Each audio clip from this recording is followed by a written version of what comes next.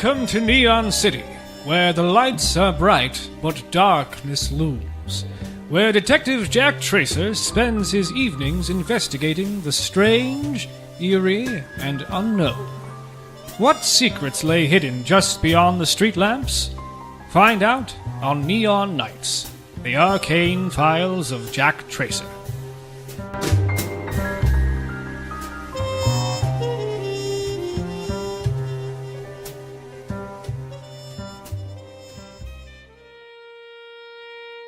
When we last left our story, Jack had escaped Max McQueen's malicious machinations, only to be shocked into silence by the sudden appearance of Atticus Bell at Scarlet's door. How long has Scarlet been hiding him? And what new light can he shed on the sadistic Smilers? Find out in the exciting conclusion of The Case of the Smiling Shadows.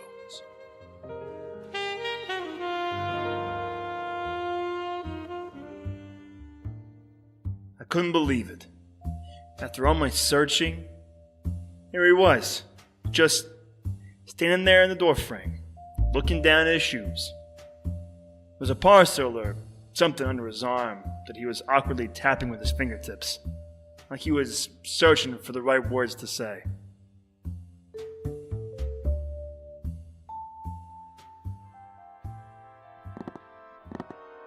Emmy, Don't call me that. I'm sorry. She's down the hall in my old room. Jack, would you mind keeping an eye on this for me? Sure, Doc. Thank you.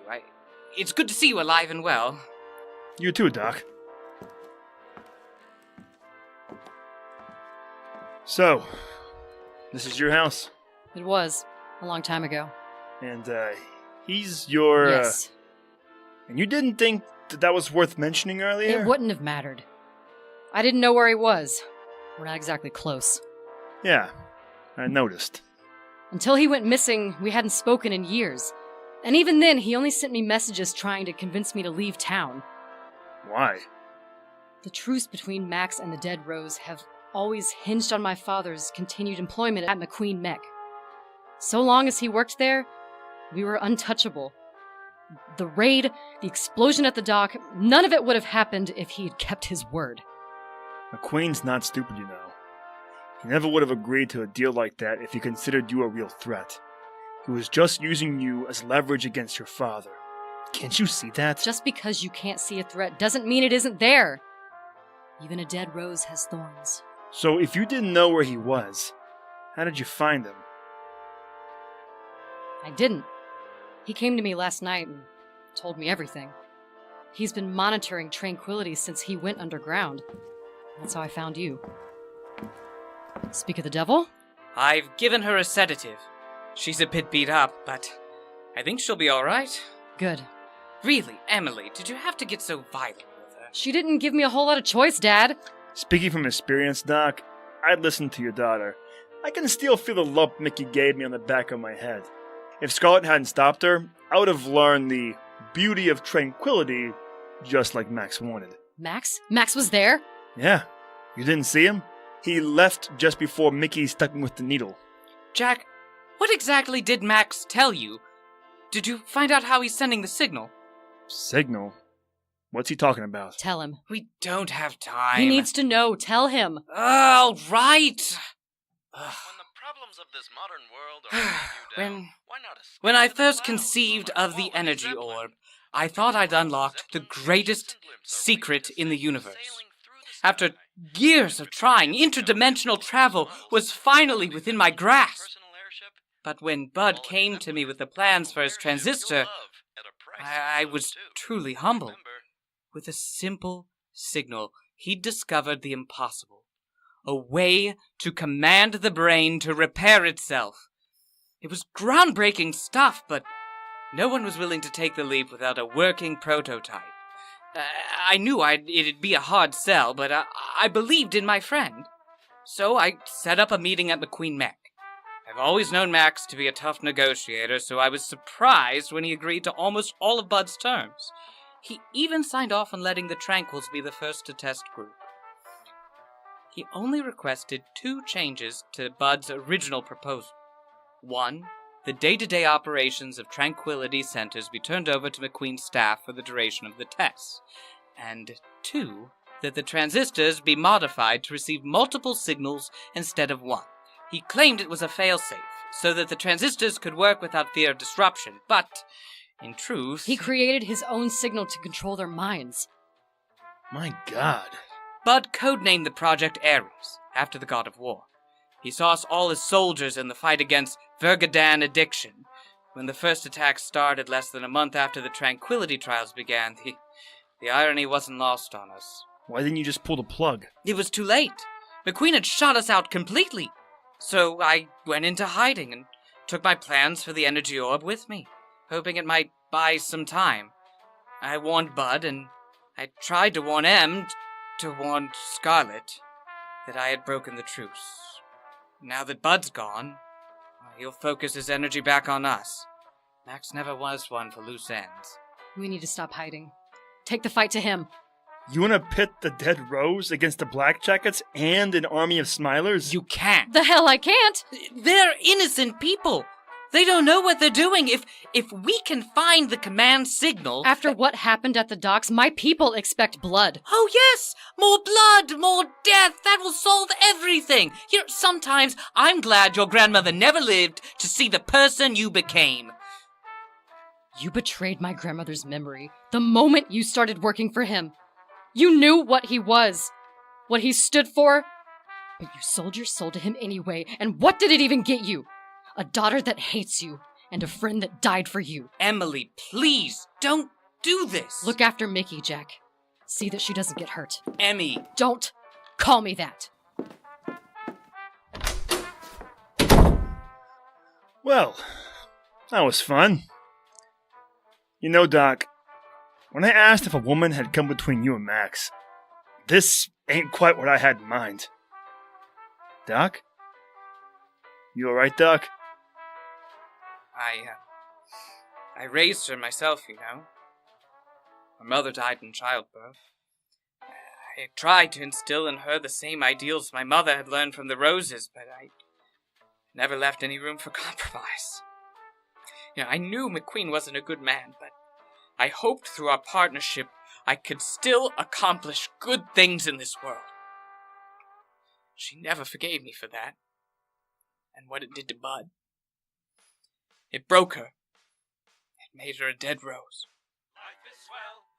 What station is this? WNCT. Why do you ask? Does Max still own Double L? Yes, but... We've got to get to the station. I know how he's sending the signal. Well, my car's out front.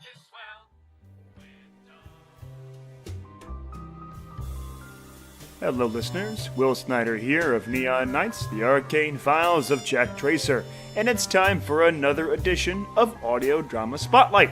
This time we are taking a look at Kane and Fields. Here is Ollie to tell you all about it.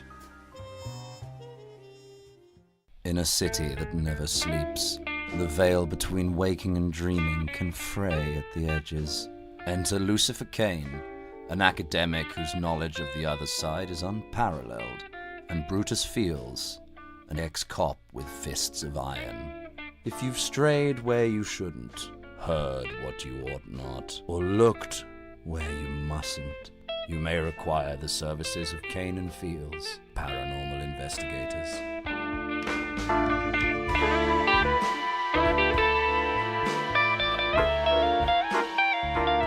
Listen on iTunes and where all good podcasts can be found. If it's at Kane and Fields, it's probably us. And if you would like to be on a future Audio Drama Spotlight, just send us an email at neonnightspodcast@gmail.com, or you can send us a direct message on Twitter at Jack_Tracer.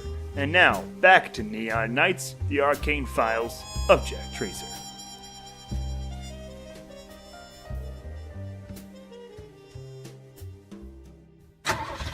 This next one goes out to all you nightcrawlers, out late looking great and burning the candle at both ends. Little Johnny's got just the tune to put you over the moon. So dig in those heels, boys and girls. Grab your getup and go blast off. What the hell you got under the hood of this thing? Let's just say it isn't exactly street legal. Oh, you might want to brace yourself slightly. What? Whoa! Holy shit!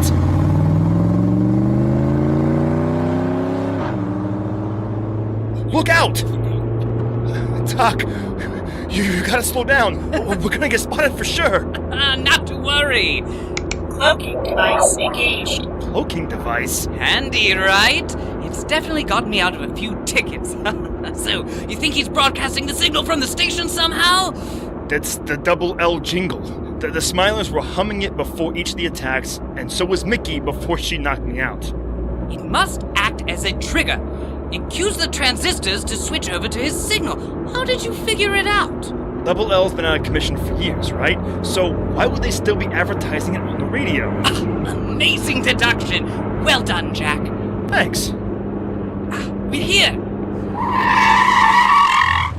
And that, my boy, is how you turn a 30-minute commute into 3. Now, I think you better open that package I gave you earlier.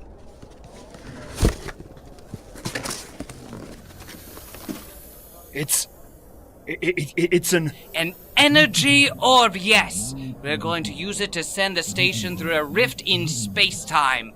You mean you can send me home? Jack, you don't understand. The orb is unfinished. The rift it will generate is too unstable for human travel. There's no telling where it might send you or in how many pieces you'd show up. Doc, please. I promise. I'll find a way to get you home, but right now we've got to stay focused. Now, the field won't last for long, so we'll need to... Doc! Hakuto. Oh,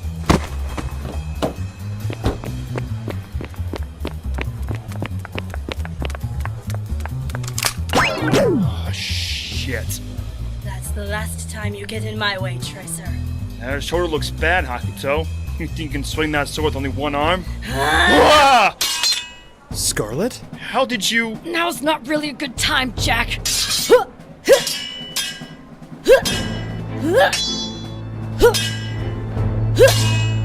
Where did you get that sword? What's it to you? Wait. Those who came before you desired the power to create change. What resides in your heart? How do you... What resides in your heart? The power to do good. Do what you came to do, and leave. What the... You're just gonna let her run off? I'm proud of you, Emmy. Dad! Doc, you're alive. Dad, what are you doing? Someone has to stay behind to initiate the sequence. Dad, please. Get her out of here, Jack. I won't leave you. You have to, or it'll all have been in vain. In your heart resides the power to do good. Go. Make your grandmother proud. I'll try. I know you will. Now go!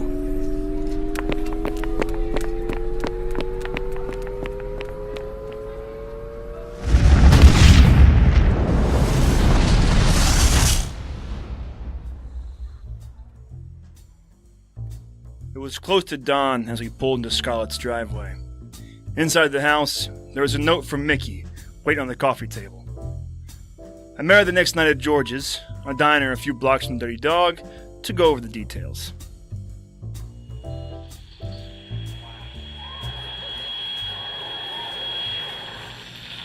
Come on, you stupid piece of... Ugh. I just fixed this thing last week. One airship ticket to London, and one passport, courtesy of Scarlet. You're booked under the name Mary Catherine Odell. Thanks.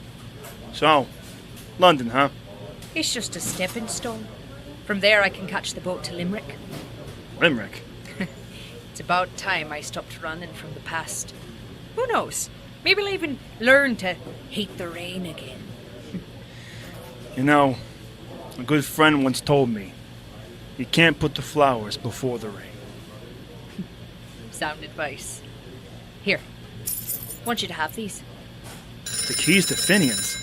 Mickey, are you sure? Just don't let the place go to complete shite, alright? I'll do my best. George's. Yeah, all right. Hold on. Phone call for Jack Tracer. It's Scarlet.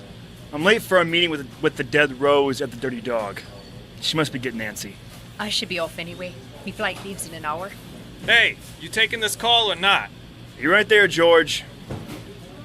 Want me to give her a message? Tell her... Yeah? Tell her thank you for everything. I will. Good luck, Mickey. You too, Jack. Okie dokie then.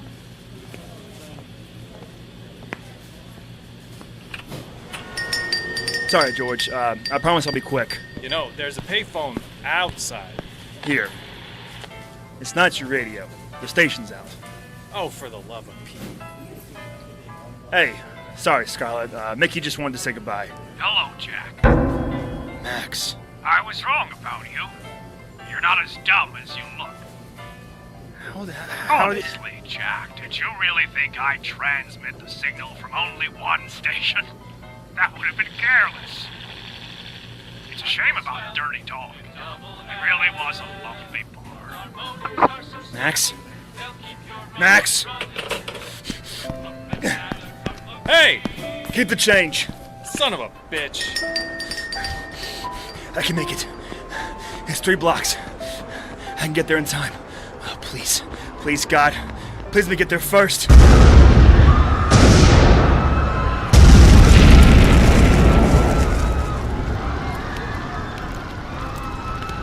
sorry, Scarlet. Oh, God. I'm so sorry.